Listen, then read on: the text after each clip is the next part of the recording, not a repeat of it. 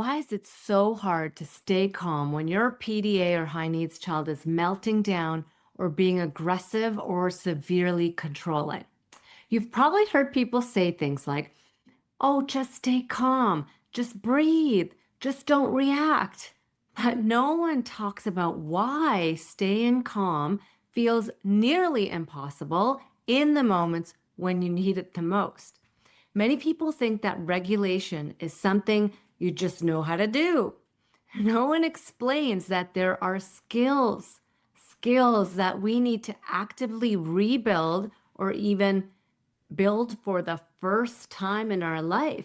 Skills that many of us were never taught or that were conditioned, that life conditioned out of us, okay? And many of these skills that trauma actually shut down long before we even became a parent. Listen, regulation is not a personality trait, okay? It's a set of human capacities that allow you to stay present, grounded, connected, and flexible in the moments when everything in your body screams for you to fight, flee, or shut down. And the truth is this: if these moments feel hard, overwhelming, or impossible, that doesn't mean you're failing. It means you're needing to learn skills that you were never given to begin with. Okay, so today we are going to take a deeper look at the 15 essential skills.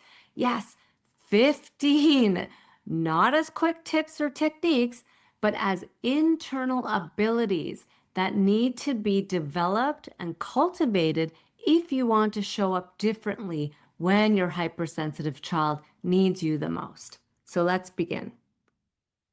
The first skill is awareness, okay? Returning to your true self. Awareness is the foundation of regulation, okay? It's the ability to notice what's happening inside of you as it unfolds. So, for example, like your heartbeat is shifting and going faster, right? Or your muscles are tightening, or your thoughts are speeding up, or you're having more negative thoughts, or you have this impulse to yell or to just run away or shut down, okay? And that's rising in your body. So for many of us, this skill of awareness was never nurtured. Okay, we grew up believing that our thoughts were us, that our coping patterns were our identity, and that our emotional reactions defined us. We weren't taught to observe our experience. We were taught to be fused with it. Okay, we were taught that we are this mind, body, and survival system. But guess what? You're not. Okay, you're more than this nervous system and this survival system that's like wired for survival and reactivity. You're actually the awareness of it. Okay, that's what I believe that we are all truly. We are the awareness of this mind and body. Okay, when stress, trauma, or urgency, survival system, floods in, most people lose access to awareness entirely, okay? Because survival mode doesn't allow space for noticing, okay? Space for being with, or even just spaciousness, right?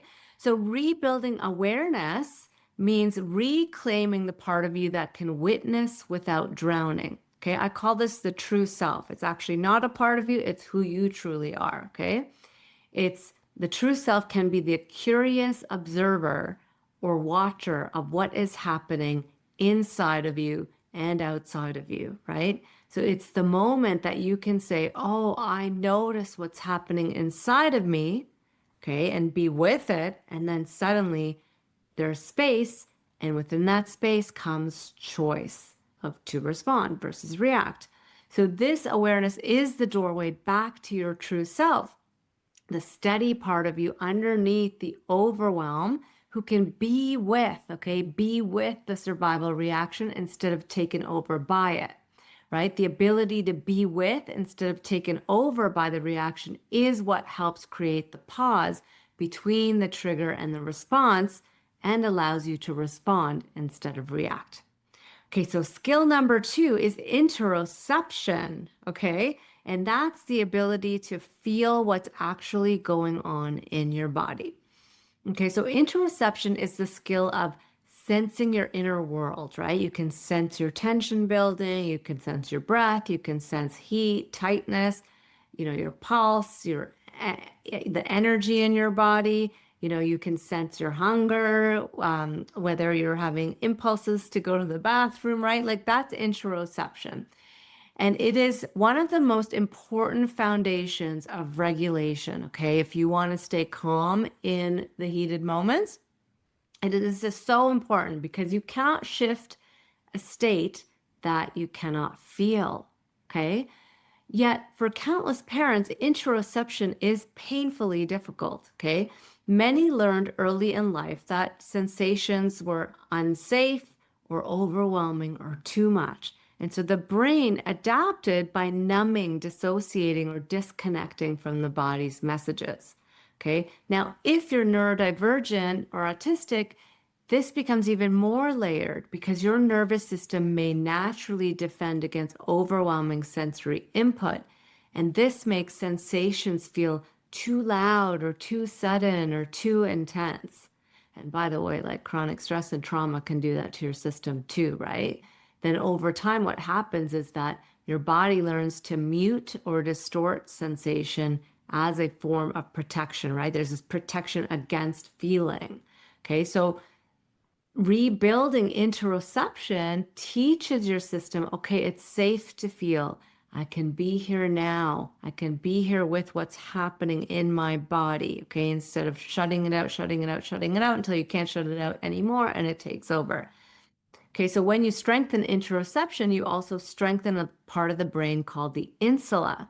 It's the hub that links bodily sensations with emotional awareness, intuitive decision making, empathy, and your core sense of self. Okay, and a stronger insula, which has been shown like longtime meditators have a stronger insula, it gives you clearer emotional signals, okay, a more accurate gut sense, a steadier inner world, and a deeper capacity for regulation and connection. Okay, this is why interoception isn't just a supportive skill, it is a biological foundation for emotional resilience and nervous system stability and feeling more at home in your body. Okay, and it helps you to notice the building of activation so that you can then be in a place of choice of calming that activation. Okay, most of us don't feel our activation till it's like almost at 100. Okay, that's many of us. Okay, so the third skill is allowing. Okay, and this is softening into what is, what's happening inside of you and what's happening outside of you. So allowing means letting the moment be what it is without fighting yourself or your child, right? So it's like without resistance. It's not easy, right? For many of us, this skill was actually conditioned out of us. Why? Because we heard messages like, oh, stop crying, calm down, don't be so sensitive, perform better, or keep it together, okay? Our systems learn to clamp down on sensations, emotions, impulses, and even our own needs. And no one ever said, oh, it's okay you're angry. That's a natural human emotion. And let me help you get it out in a safe way, right? That would be allowing what is. But we never got that. Okay, so then in meltdown moments, we unconsciously fight what's happening both inside of us and outside of us, okay? Especially if it feels like intense anger or aggression. So we tighten, we brace against it, we rush to fix or control, we try to stop the behavior, we try to stop our own feelings, okay? But allowing what is, because it is here after all, is the opposite of controlling, fixing, or collapsing. And it's the softening, okay, that then creates enough space for regulation to begin, right? It's the letting go of resistance. So allowing means that you let the sensation rise without resisting it or pushing it down. And allowing, so that's allowing inside, right? What's happening inside of you. And then allowing what's happening outside of you means that you let your child's distress exist. Not easy to do without immediately trying to control or fix it.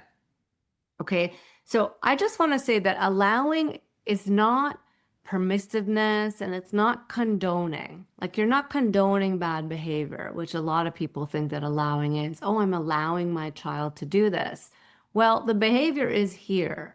So can we allow space for this reality? Okay, it's not permissiveness or condoning, it's just nervous system truth.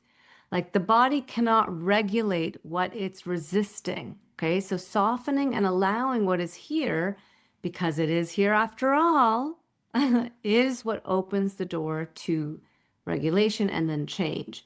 Okay, so it's important to understand that allowing all that is not the same as collapsing or giving up or slipping into the fawn response and saying, okay, fine, whatever, I'll just go along with this.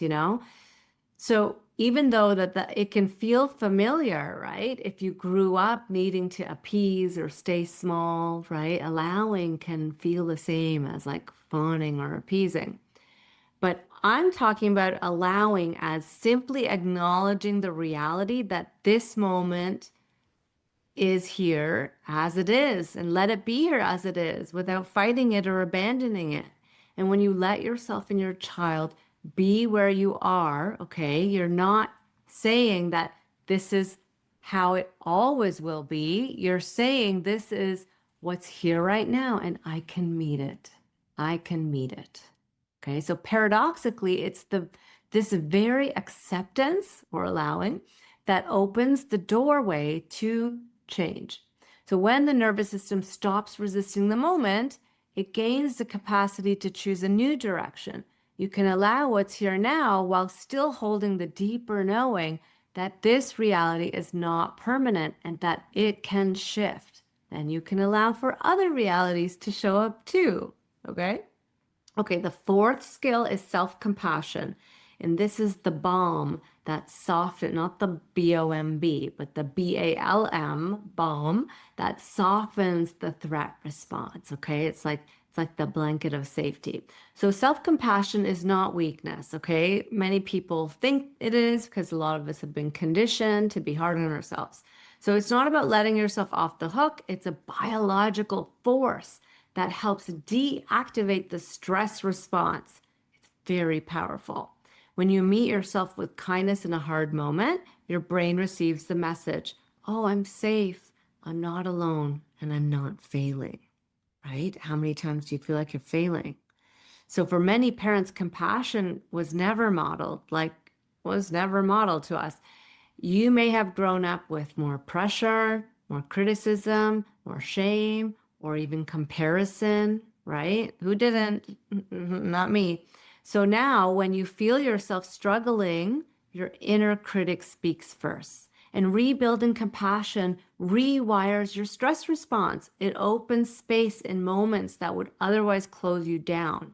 It softens your system enough for regulation to happen, and it is especially powerful to help you regenerate and rebuild capacity after a big challenge.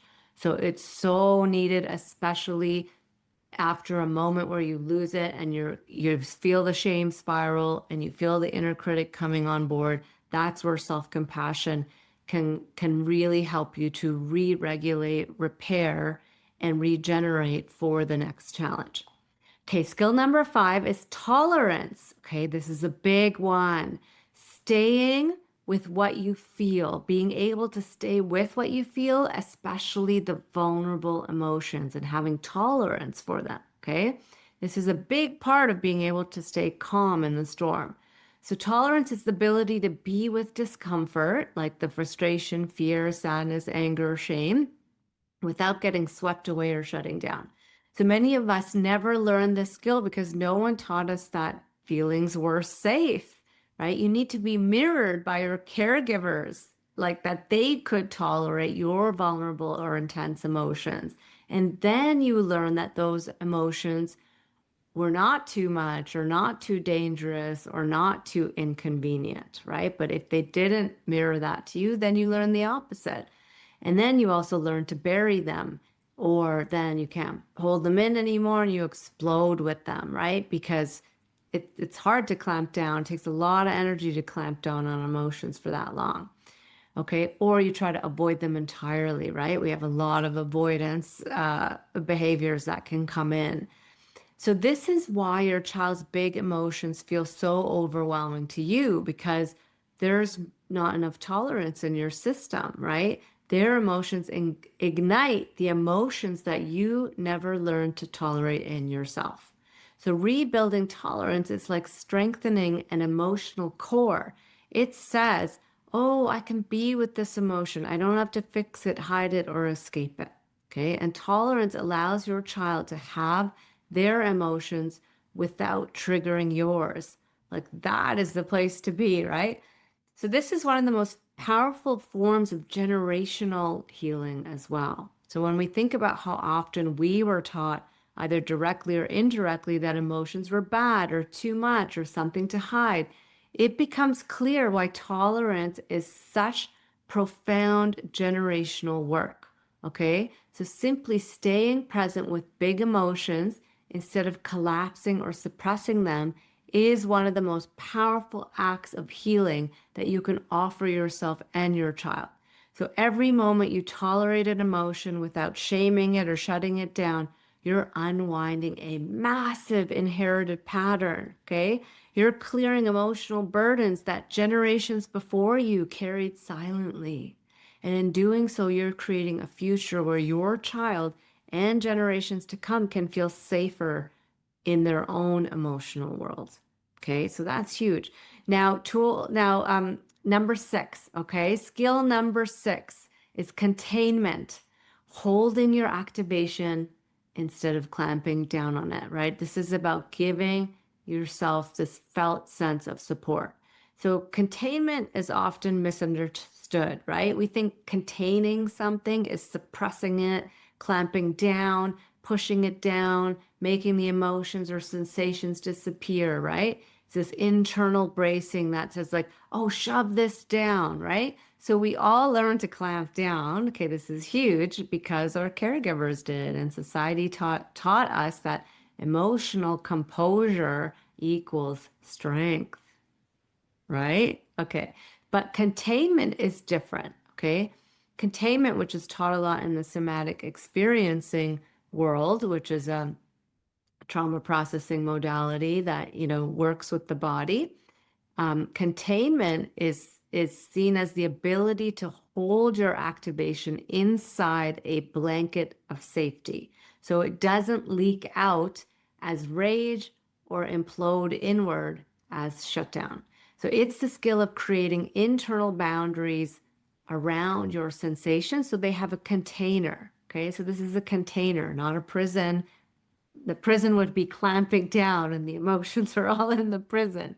But the container is like this blanket of safety, holding safe space for all of the emotions and sensations. Okay. So when you can contain instead of clamp, you can stay online and in moments that would otherwise overwhelm you. So your activation has space to exist within this safe container without taking over. So we can understand the power of containment by remembering what a distressed baby needs, right? So think of a baby, right? Like a baby's overwhelmed and they don't need someone to silence their emotions. They need holding, they need steadiness, they need the felt sense of, oh, I've got you, you're not alone, you're safe with me, it's okay to feel this, I'm here with you, right? That sense of support is containment, right? And they're held, that feeling of being held. So, as adults, our nervous systems still need the same kind of holding, especially if we never received it consistently growing up, okay? Because then it's like a missing need in our nervous system. And this is why containment is so essential for parents of high needs children who often don't feel supported, okay? Um, so through this skill of containment, we learn to give ourselves what we once needed. Okay, the internal reassurance that I can hold this, I can support myself through the storm. And it's really the adult version of being held. One of the ways of containing yourself in the storm is like holding yourself in a hug, right? Really just holding yourself and giving yourself that felt sense of containment, or feeling your support along your back, along the back in your chair, and giving yourself that felt sense of support along the back, And it's a way of offering ourselves this safety from the inside out. Okay, so skill number 7 is presence, coming back to the moment where choice lives. Now, presence is really the art of being here now, right? So, not spiraling into the past and not bracing for the future. So, chronic stress and trauma makes presence difficult, okay, because your nervous system learned that the present moment is not safe. So you live in anticipation or hypervigilance, scanning, waiting, or numbed out, distracted, dissociated. Okay, but presence is what gives you access to the qualities that make parenting possible, right? Like in presence, we can gain creativity of how to handle this challenge. We have more problem solving ability, we have more flexibility, we can bring humor to the table, connection, and we can access our intuition, perspective. We have perspective in the moment that our child is not giving us a hard time, but they're having a hard time. So if you can stay present in hard moments, your system could access the very capacities that would help you navigate those hard moments. So presence is the state where the best version of you comes online, okay? Rebuilding presence is not just about like meditation or stillness. It's about teaching your nervous system that this moment is safe enough to be with right now as it is. Okay, this is the biggest practice of all. Coming back to presence over and over and over again, coming back to presence, right? This is where regulation lives. So skill number 8 is titration and pendulation. And this is rebuilding the nervous system's natural rhythm. Okay, so the words titration and pendulation come from the somatic experiencing world. And your nervous system is designed to oscillate naturally, right, between activation and safety, activation and safety. And this rhythm of moving in and out of stress and safety is pendulation. It's how humans process stress, okay, and return to balance. But chronic stress, trauma, and decades of bracing disrupt this rhythm, okay? So instead of oscillating naturally, your system gets stuck. It gets stuck on and sympathetic and defensive mode and hypervigilance, or it gets stuck on off and dorsal and shut down, numbing out, dissociating, or it's stuck oscillating, between the two and never really coming back to full safety and rest. So titration is the skill of like being with activation in tiny doses instead of all at once. Okay. And pendulation is the skill of moving between activation and safety. So we use these skills together. These are really important skills to develop. Okay. These skills restore your natural rhythm. It's the biological rhythm that makes regulation possible. And you're teaching your system, oh, I can go into that feeling and I can come back out. I am not trapped, right? So let's say you have like a really stressful moment, like say in the heated moments, right? You're feeling the distress in your body. Well, you feel it first, but you don't stay there feeling it for too long. You pendulate. Okay, so you titrate, feel it a little bit, and you pendulate and orient to something that helps you feel safe in your environment, like feeling your feet on the floor, coming back to the presence, orienting to something that brings you comfort in the room and taking that in, right? Bringing some touch to your body, okay, or using some kind of movement to help you release the activation, staying in a place of choice, like I can do something about this and help myself, okay? Because when you do this, you're teaching your system, right, that I'm not trapped. I can be in activation, I can come out of it. I can be in it, I can come out of it. And you're teaching your system that stress and safety can coexist together. Okay, so this rhythm is at the heart of healing your nervous system. Okay, and it's such an important skill to bring in. And then skill number 9 is resourcing. Okay, this is rebuilding your sense of support. Okay, just like containment does that, resourcing does that as well. So a resource is anything, whether it's internal or external, that brings a sense of support, safety, steadiness, comfort, or connection. Okay? So it can be like you put your hand on your heart, you feel the comfort of that. That's a resource, right? The ground under your feet, you feel the sensations of the ground under your feet supporting you. That's a resource. A supportive thought, a reframe of a supportive thought that you bring in.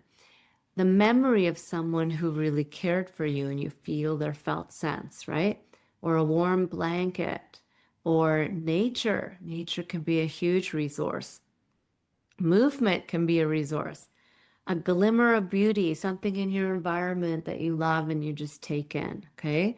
A calming voice, music. Music can be a resource, and your own compassion, okay? There's many things that can be your resources. The key is to find what is your resource that works to help your nervous system feel safe. Because most parents I work with, they regulate with their mind, right? We all do this by trying to stay calm. But the nervous system doesn't respond to thoughts alone. And in fact, the faster way the nervous system responds is to this felt sense of safety at the body level. So resourcing is how we bring that felt safety to ourselves, even when no one else is there to offer it. So like many parents feel deeply alone, okay? Especially when you're raising a PD or high needs child. And it's so important in our world to build resourcing in, like this felt sense of, okay, I'm supported, I'm not doing this alone, right? As well as safety is here, even during this stressful challenge, safety and support is here. And I can bring that to myself, or I can feel it, through a safe other. And if there's no safe other, it could even be like an ancestor who's passed or something. So these resources are not luxuries, okay? They're biological needs. And we often forget to turn to them, okay, when we're chronically stressed. So turning towards and taking in the felt sense of resources can help immensely to build that felt sense of safety back in to daily life and in the triggering moments where you need it the most. So skill number 10 is curiosity, okay? This is reopening the prefrontal cortex and softening the threat response, okay? Curiosity is one of the most underrated regulation skills, okay? When your system goes into survival mode, curiosity shuts down instantly, and the brain narrows into threat, into urgency, into defensiveness, and into black and white thinking. And when you become even slightly curious, okay, thinking like, oh, what else might be happening here? What is my child trying to communicate? What if they're having a hard time instead of giving me a hard time? What if something else is going on here? What might be happening in my body right now? Then your prefrontal cortex comes back online and your amygdala's threat response begins to down-regulate. Okay, so curiosity literally brings your higher brain back into the conversation. And it creates space for flexibility, problem solving, compassion, creativity. And it's the shift from I must survive this moment to I can understand this moment. Okay, so curiosity turns threat into a different kind of possibility. Okay, new possibilities can open up. Okay, skill number 11, stress release awareness. Okay, letting your body complete what stress started. This is huge for us parents who get activated multiple times a day. Okay, stress doesn't simply disappear after a hard moment or a meltdown. Okay, it stays in your nervous system unless it has a way out. So, one of the big misunderstandings in our culture is the belief that time passing means stress gets resolved. And in reality, most of us carry years, okay, years of incomplete stress cycles in our bodies, okay? Think of all the times where you wanted to fight or say something, but you swallowed it down. Or you had all this fear and had nowhere to go, so you pushed it down, or you had tears that you pushed down. These freeze states come in, right? Trap everything down, and then those freeze states never get fully thawed out. And all of it remains stored when this stress cycle gets interrupted, okay? And this is constantly happening in parenting because your child escalates, Your system ramps into survival because that's what naturally happens. And instead of allowing your body to release and come all the way down after the meltdown, right? You end up staying tight, you end up staying busy, and you end up staying stuck on, bracing for what's next. Okay. So you stay on until your body can't hold anymore and then crashes into off. And over time, this erodes your capacity to handle stress, making each meltdown feel harder than the last. Okay. So rebuilding stress release awareness means allowing your nervous system to complete its cycle after stressful moments. So the easiest way to do this is after a big meltdown, instead of rushing into the next task, okay, or getting on your phone and scrolling, revenge scrolling, you let yourself just come fully down, right? You let the body come, like neurocept safety, right? Look around you, see that it's safe right now, everything's safe. Let your body fully come down. If you need to cry, you can cry. If you need to shake it off, you can shake it off, right?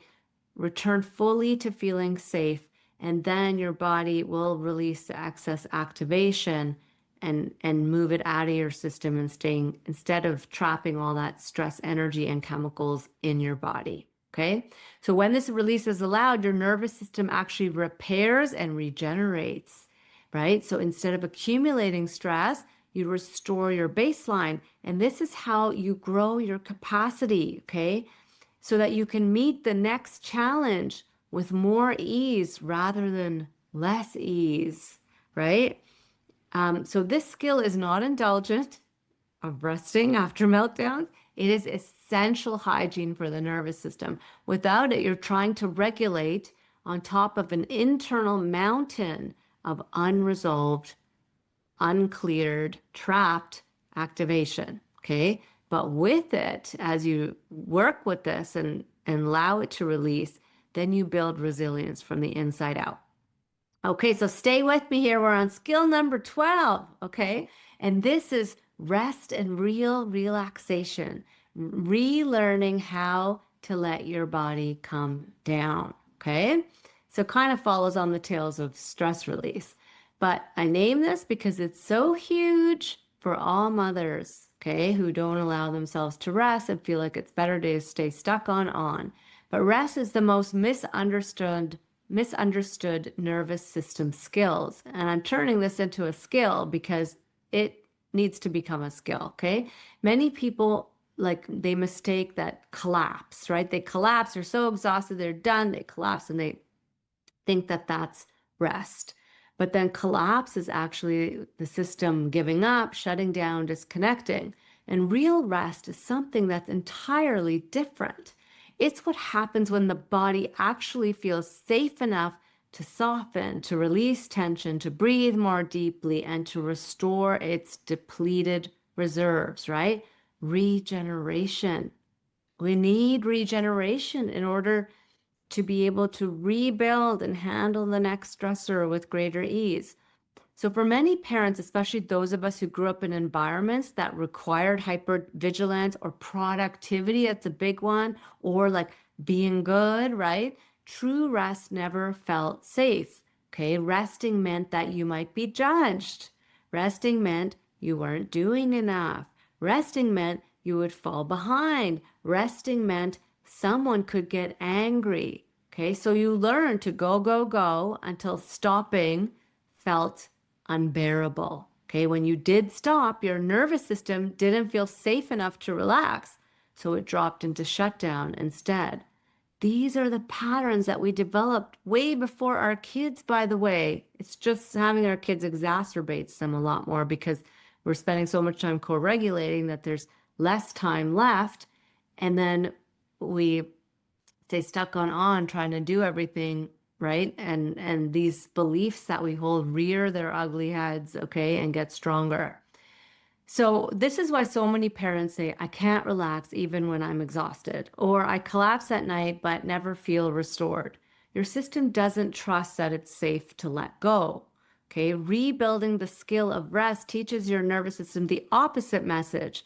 It says you can soften, you can let go, you can rest, nothing bad will happen. You're allowed to come down. Okay. And in fact, like we need it more than ever. Okay. We handle so much for our kids. We need it more than ever. So this softening is crucial because a nervous system that never rests stays stuck in survival mode, okay? And survival mode makes everything harder, especially parenting a high needs child whose nervous system is constantly signaling danger, okay?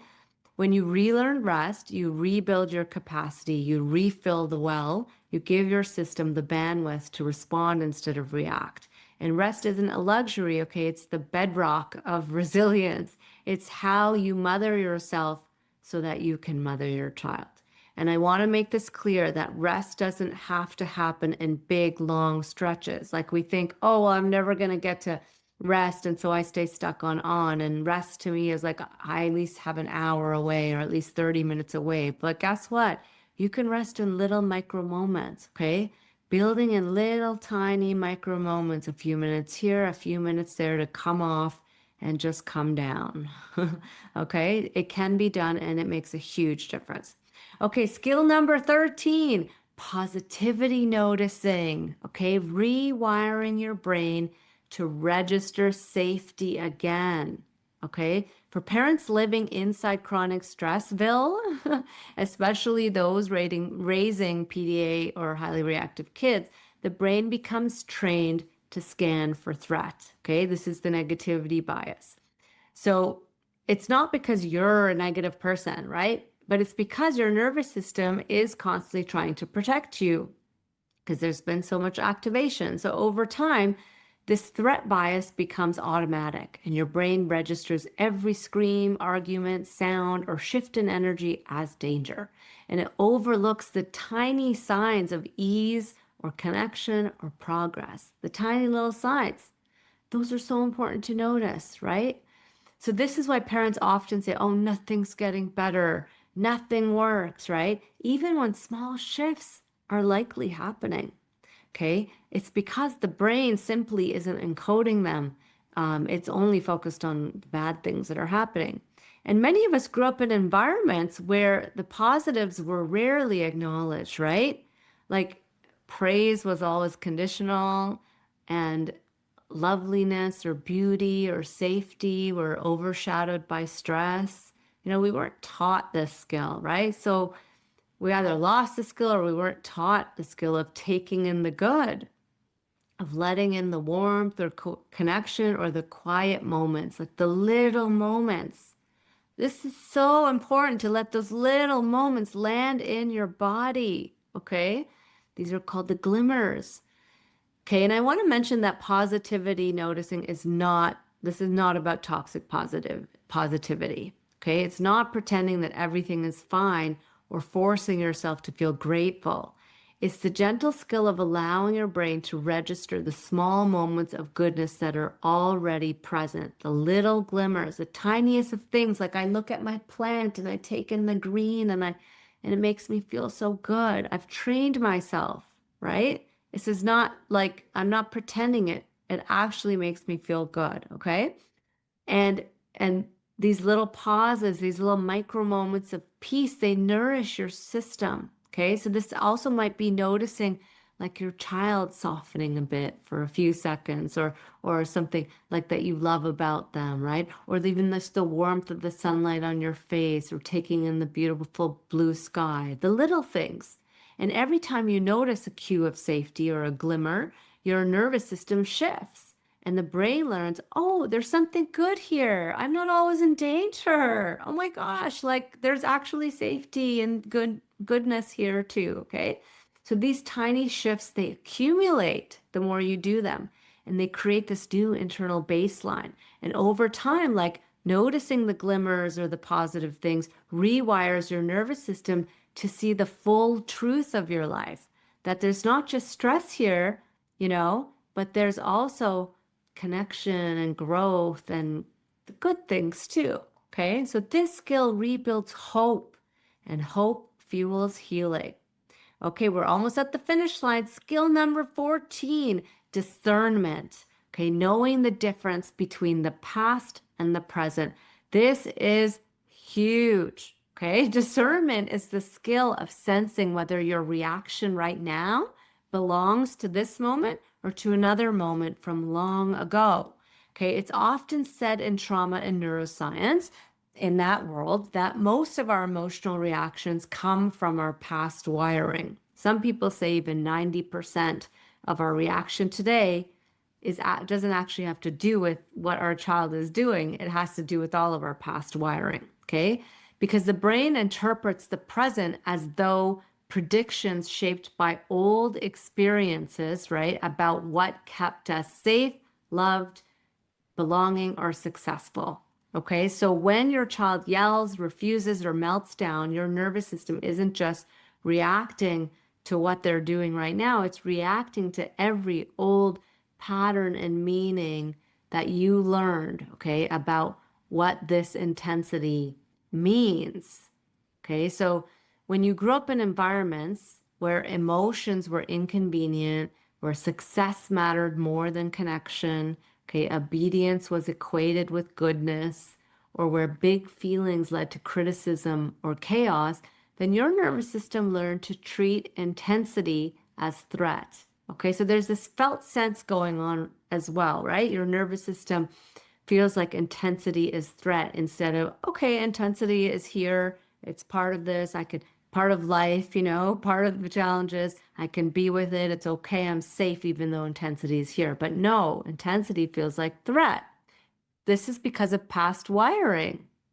Okay, so today, when your child becomes dysregulated, the mind jumps to meanings formed long ago. Okay, oh, if my child is aggressive, then I need more control over them. Or I'm a bad parent, or if they can't settle, it means they won't be accepted in this world, right? If they melt down, it means something is wrong with me or with them. Okay, these interpretations reflect old conditioning, not truth of your child's nervous system in this moment, not truth of their behavior. Okay, so discernment is the skill that allows you to pause and separate your past programming and conditioning from the reality of this moment. So programming says a good child is obedient, and if mine isn't, then something is wrong with them and me. Okay, but truth says my child is overwhelmed because their nervous system doesn't feel safe. This is not about my worth. Okay, it's a big one to grow into. So rebuilding discernment gives you the space to respond from clarity rather than from history.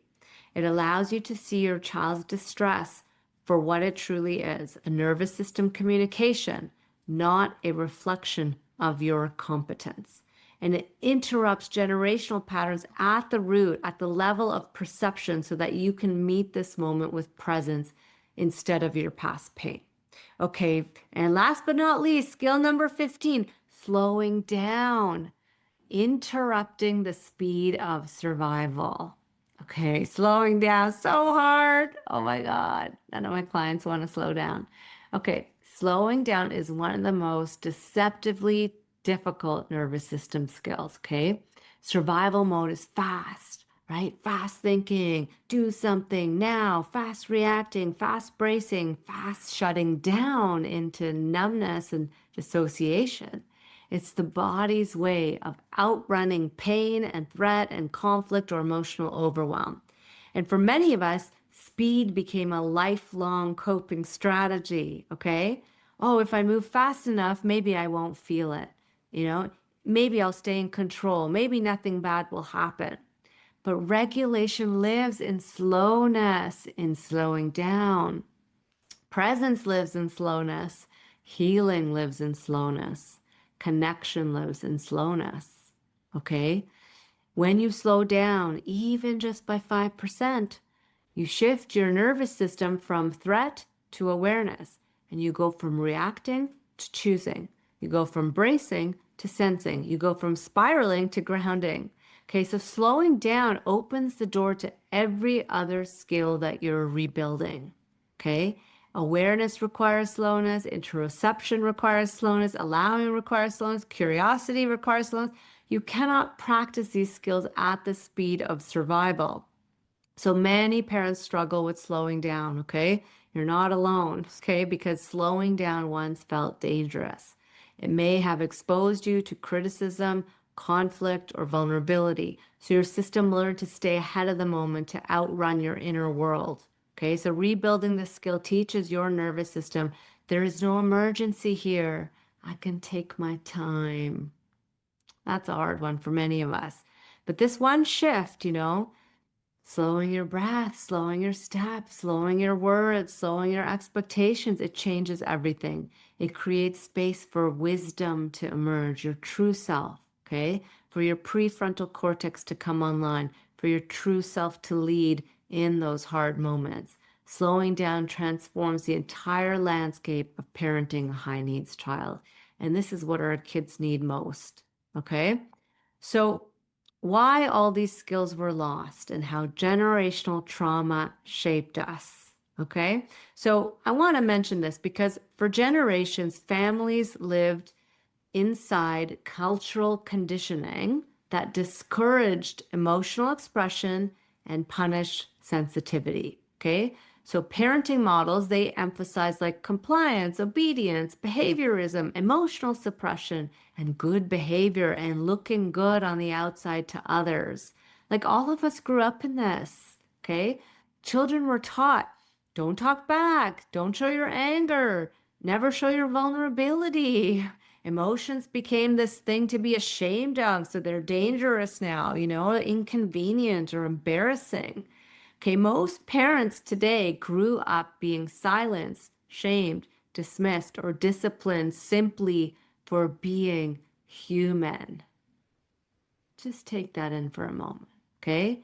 This conditioning, it didn't vanish. It lives in your nervous system, okay? And your child is triggering all of it. You inherited your families and culture and society and media survival patterns, fears, coping strategies, emotional avoidance, rigidity, beliefs about what emotions mean, and their lack of psychological safety. Okay, and now you're raising children whose sensitivity, intensity, and dysregulation expose all of this conditioning, not to break you, but to awaken you. Okay, your child isn't here to destroy you. They are here to break the pattern. They're pulling you toward emotional literacy, compassion, presence, authenticity, truth, nervous system awareness, connection, flexibility, and boundaries without shame. Okay, this work is not small by any means. It is generational, it is evolutionary. Okay, you are being called into a different way of parenting, one rooted in truth, humanity, and nervous system understanding, not fear and compliance or performance. Okay, you are being asked to let that all go. This is the work that reshapes the future, not just for your child, but every generation that follows after. And it begins with rebuilding skills that you were never taught, okay? And when you do this, you don't just change your own experience of life, you create a ripple effect that shifts your family, your community, and all of the generations ahead. This is big work, my friends. It's not easy work, right? Not easy. Okay. So this is why just calm down has never worked. Okay. This is why staying calm in the heated moments has never been as simple as just taking a breath, counting to 10, or just trying harder. Okay. Regulation isn't a switch that you flip. It's the outcome of rebuilding 15 complex nervous system skills that most of us were never given the chance to develop, okay? You can't stay calm if you can't feel your body. You can't stay calm if you're fighting your feelings. You can't stay calm if you're flooded with past wiring. You can't stay calm if your stress cycle never completes. You can't stay calm if you've never truly felt safe. Calm is not a strategy. Calm is a capacity, and that capacity grows only when you restore the skills that stress, trauma, and conditioning took from you. Okay, so if you've ever wondered, why is it so hard to stay regulated in the storms? This is why. It's not because you're weak and it's not because you're failing. It's because no one ever taught you the skills that regulation depends on. But you are learning them now. Okay. You are rebuilding what was never modeled for you. You are becoming the parent that your child needs and the version of yourself you were always meant to be. Okay. And that's why this work matters. Not because it makes you more calm, not just because it makes you more calm, even though that's what you want it for, but it actually makes you more whole, authentic, and true as well. So if you enjoyed this podcast and if it helped you, please like and please share with other parents who may need this messaging too. Thank you.